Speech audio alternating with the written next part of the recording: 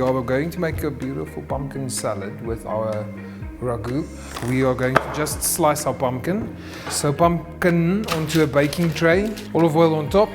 It's just going to help the pumpkin to roast. Chili flakes, we want some heat with this.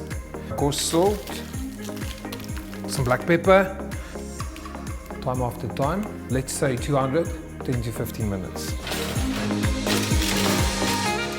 Okay, so the pumpkin is out of the oven. I've got some watercress and baby spinach mixed with some rocket over here.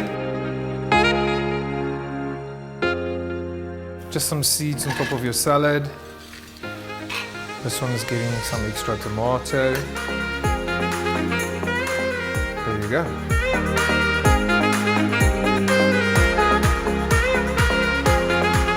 Done.